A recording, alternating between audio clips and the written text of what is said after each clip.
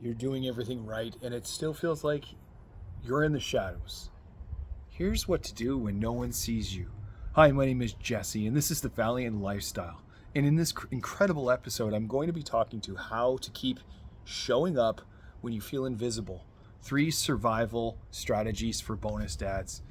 I don't really like saying the word survival, but for this one, you're going to understand what that means. Before I get started on any of that, though, I want to welcome you to the channel if this is you hanging out with me for the first time. And I also want to thank you if this is you hanging out for multiple times, including this one here. All right, now let's dive in here. Detach your worth from their reaction. Here's why that's important. If you equate your worth to your children's or your spouse's reaction, it doesn't say a lot about you, but it also means that you don't value your own worth very well, that you're reliant on somebody else to fill up that cup for you. This is something that I have been working on for years, as far as when it comes to my own worth, my own confidence, and what that feels like for me.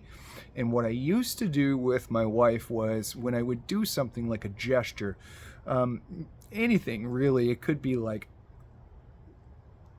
plowing the driveway, shoveling, taking the snow off her car, doing laundry, doing dishes.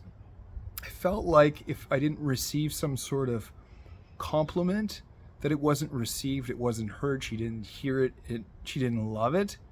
And also, when I did hear it, it was like I needed that because, well, I needed that in order to formulate my own feeling, to know who I was. And that's just not true, my man. That's just not true. You're not invisible. You're just not feeling like you're praised.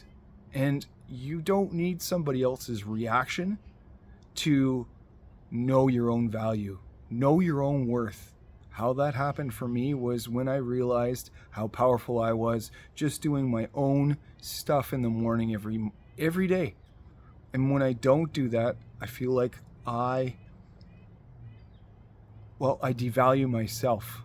Now, some of you might say, well, Jesse, here's how it is. If other people do not support you, then how do you get to know how your own value is even worth?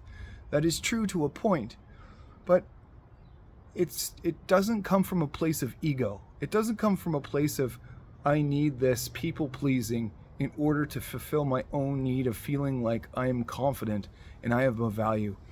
That's the slippery slope that I used to fall into when it came to this stuff.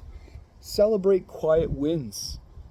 That eye contact, that one shared laugh, those are sacred. Those are sacred, my man, because those are the ones, especially the gut laughs, those are the ones that feel exactly how they're supposed to feel for you, for them. You're creating this positive attachment with your kids when you do that, and it's a familiarity, it's a vibe, it's a vibration, it's a knowing that is okay, that even when you feel like you've been doing many things for your kids and many things for your wife, that even those things, even those little things are gestures of, okay, those are responses, those are signals that I'm doing okay. Again, you don't need it. It's helpful to have it, I agree, but you don't need it. You don't need it. You know that you are already worth it. Number 3, anchor into legacy, not approval. You're playing the long game here. You're not cherry picking different things from your day to day as if they were the only thing that you could refer to in order to have a reference point on how to value yourself. I mean, think about that. You pick different points of your day because that's what you use to value, to judge yourself of a value. I mean, you judge yourself. That's how we truly know that we judge other people, when we judge ourselves like that. One day, they'll say you were the reason. Again, legacy, you're playing the long game here. As a bonus dad, as a dad, I'm playing the long game because I want my kids 10 years from now, or when they get married and they're talking and they're thanking everyone in their wedding, the reception, my girls, that they talk about me. And even if they don't, I know that I helped their influence, their childhood to where they are. I had a hand in it.